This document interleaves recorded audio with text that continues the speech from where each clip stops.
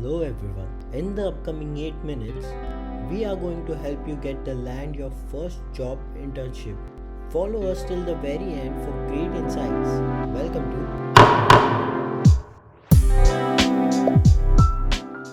In our last video, we showed you some of the detailed part to analyze yourself.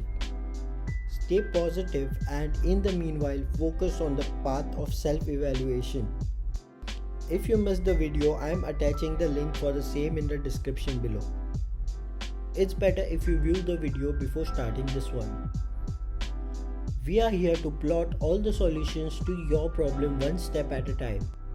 Entering into an industry is tough, and the design industry is tougher as you need a great portfolio along with your background and achievements to stand out. Let's begin by learning basic skill sets. This will include few common things like communication and technical software skills related to your field. For example, you should learn how to address team members, your superiors, and how to work in a team. This will be a plus. Also, you should start taking beginner level courses to understand basic software.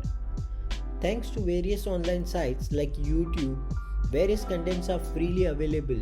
We also have some highly specific sites like Skillshare, Udemy, LinkedIn Learning, Coursera, or Codecademy to train you in specific courses. This includes a thorough course on tools and would clear a basic understanding of the field you are entering into. Now you also have a certification to attach to your resume. After a basic understanding, let's swim into deeper waters. Let's know more about jargons. Every field has its own list of jargons. Jargons are phrases native to that particular field. Like in UX, phrases like affinity mapping, empathy mapping, personas, and many other jargons are used. You can learn the same in detail by doing a detailed search on Google and getting used to the basics. This will help you in answering the interviewer's technical questions confidently. In the designing field, we need 3 aspects to help you get past through the basic screening round. A resume that speaks for itself, a portfolio that highlights a few of your previous work, and a nice cover letter which will comply to HR to access the links or open the PDFs attached. Let's start with creating a unique resume. Many templates are available free on freepik.com.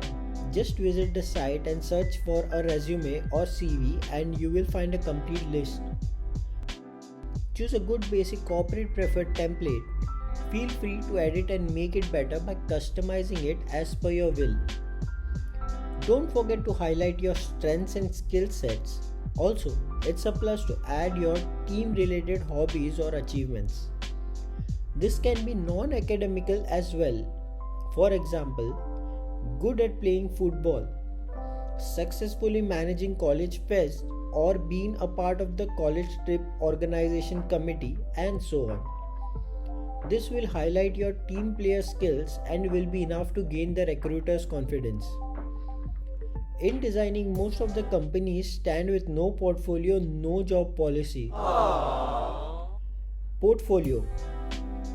The portfolio will be the toughest and most time-consuming stage to crack. You can work on dummy projects and learn something by research. Visit goodbrief.io. Here you can shuffle and randomly generate client requirements and work on dummy projects. But if you want a real-world experience and two-way communication, approach any non-profitable organization and ask for rendering a service or reiterating their product, making their branding better. Charge them a minimal amount if not free, stick to a strict deadline and try to deliver the project and take feedback. This will oblige you into the project delivery and will help you learn new things along the way. Also, you will learn client interactions as an add-on skill set. Once you have enough work to project, you can get good examples of portfolios on Behance and can get inspired and create something unique of your own. You can create a nice PDF. or you can create a portfolio website. We will cover a few of the online websites to host a free portfolio in some other videos on our channel soon. But all this will be waste if the recruiter doesn't bother to open your email. For this, you would need to send them a cold mail. The website Indeed has published a very interesting article on how to write a cold mail to employees with examples. You can gain this important skill set from this article. I am attaching the link in the description below. This covers the cover letter and the subject of the email. Many a times it's very challenging to get jobs, and this would need a little more effort than normal emails. In this case, let's try to go offline. Social media groups and meetups. Join all the relevant social media groups and make it a point to be attentive to requirements. You can stay active and communicate with some of the veterans in your field and ask for vacancies from time to time. If possible, attend meetups regularly and try and introduce yourself and ask if there are positions available and if you can apply. A physical presence always gives a better chance of cracking the interview. Now that all the preliminary requirements are fulfilled, let's address the interview. We will elaborate on this idea once we gain at least 100 likes on this video, so please press the like button for good design's sake. But that does not stop us from giving a few of the basic tips. We will advise to always stay attentive and read between the lines. Be upfront and explain all the skill sets. Don't be too talkative, let the interviewer direct the conversation, and stay positive and set your requirements straight. PS. The first question will be to tell us more about yourself. Please try to elaborate everything other than what's written in the resume that can help the organization to find value in you. For example, I am punctual and deadline bound. I am good at playing team games, hence I can call myself a team player and would adapt to work environment and process quickly. Interviews are to test your abilities and peek into you as a person rather than what skill sets you bring in on the table.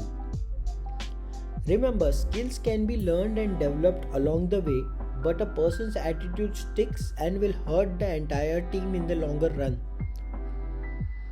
Conclusions.